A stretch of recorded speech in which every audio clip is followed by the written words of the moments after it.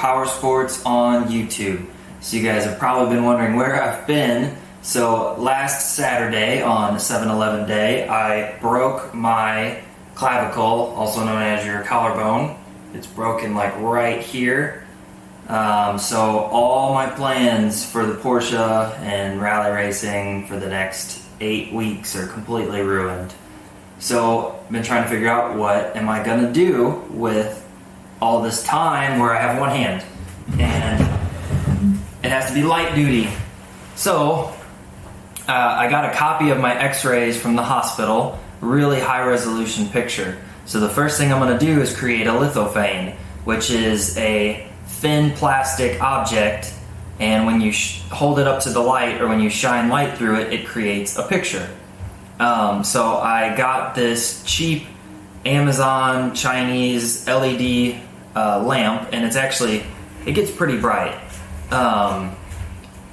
And what I'm going to do is I'm going to 3D print a lampshade to go over it of the x-ray, so it'll like show light through and you can see the x-ray, like an x-ray lamp.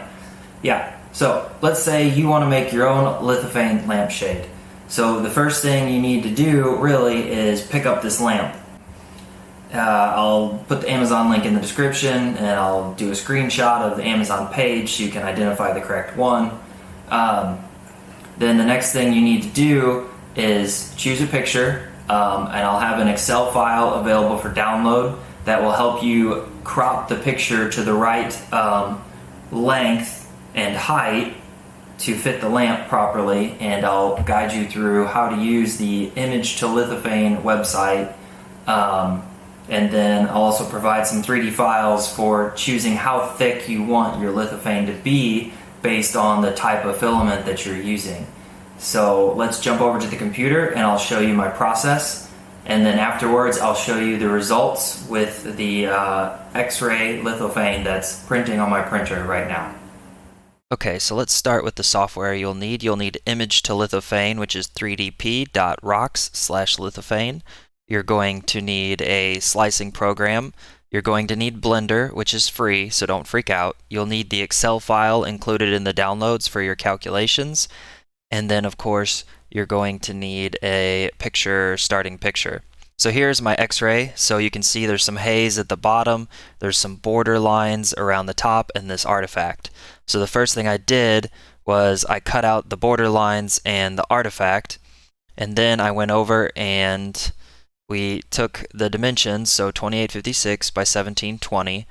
We went to our Excel file, 2856 by 1720, and it spits out a height or a width to crop it to. In this case, we're going to crop the height to 1240. So I went in and I cropped it down to 1240.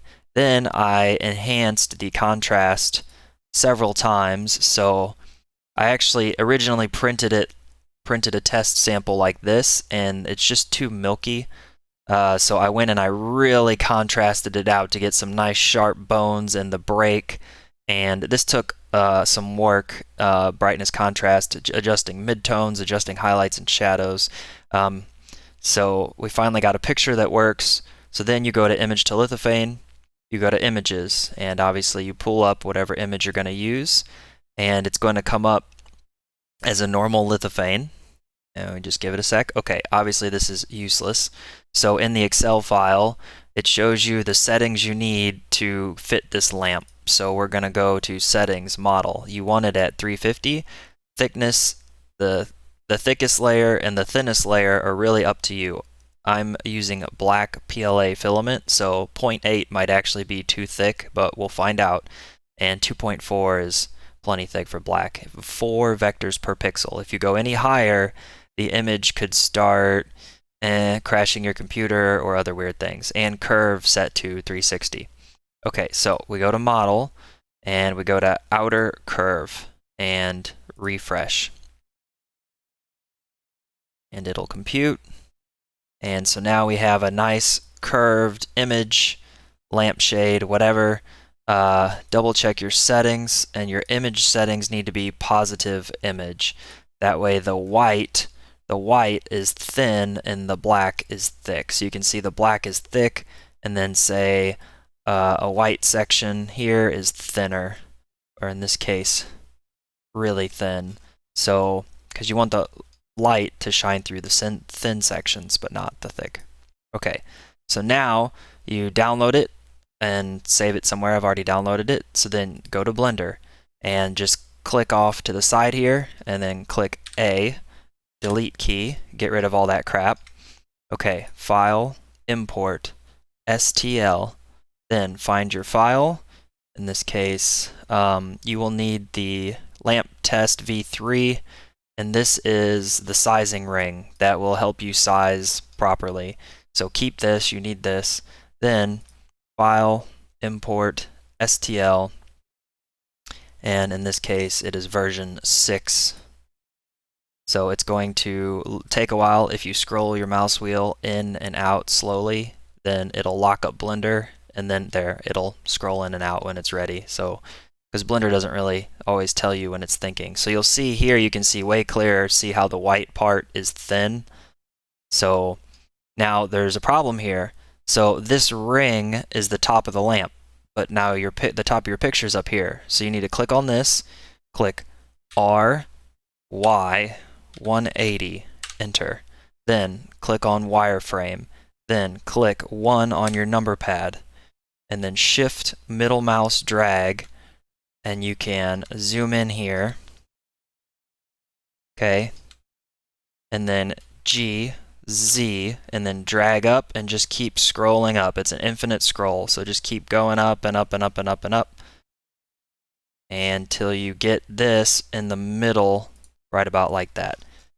So, and then you can go back to smooth to confirm that the ring is the top of the lamp, and now the top of your picture is at the top of the lamp. And you can kind of zoom in here and confirm that this big cylinder is larger than the inside diameter of the ring, because that's your like limit for how the lamp sits.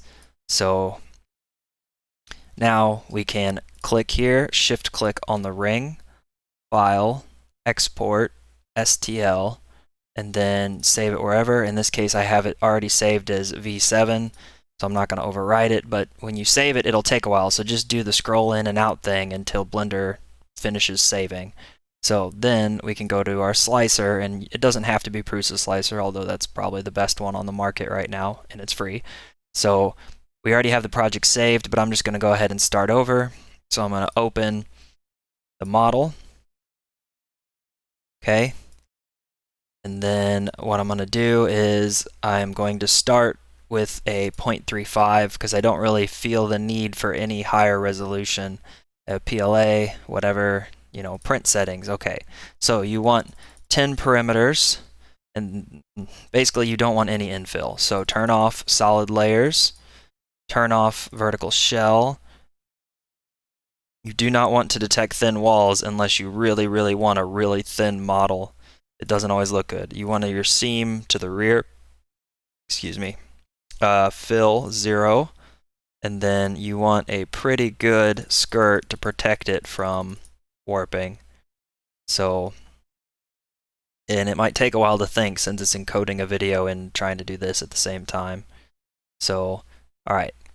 So basically you can see we have a very thin, it's still 2 layers thick, but a very thin wall where it's supposed to be white. And then where it's supposed to be black, it juts out. And really the only thing you need to worry about here is overhangs. So for example, right here, you can see a pretty big overhang forms really fast. However, I think we will be alright. So yeah, we're just gonna run with it. And you want to check for tearing, so make sure there's no holes, because if you use detect thin walls, sometimes there'll be holes. So we got everything checked over, everything's good. You know, you can check, make sure you have enough filament. 8 hours, that's a lot. I originally had it on 0.1 layer height, but that's just too slow and too much detail for a lamp. So yeah, I mean, that's really it. Then you export your G-code, which I've already done, and I've already got it on the printer. So, yeah, we will now jump over to the finished product. Okay, and here we are 2 days later. I have printed a gradient test in glow in the dark that didn't go well. I printed the full lithophane in glow in the dark that didn't go well. And then I printed, this is my third black that I printed. Didn't go well. As you can see, there's no light coming through at all, even though I printed it as thin as I possibly could. It's just the black is too black.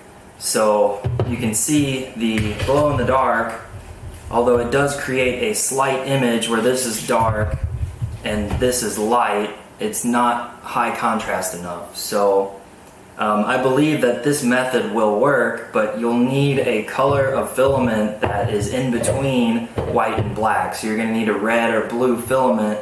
Red usually works really well because my printer nozzle just isn't thin enough to get a lithophane where the black would work. Because obviously the black for the x-ray would be the best, but it's just not going to work, which is disappointing. And even if I take the glow in the dark and turn it all the way down, it still just doesn't do what I want it to do. It's too murky, or even doing the colors, it really just, yeah, just the outline of the bone just isn't there. It's not clear enough, so that's a total failure. But lesson learned, I should have ordered red filament, which was my original plan.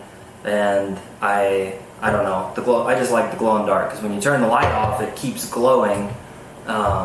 You probably can't see it on the camera, but it's glowing green right now, so yeah.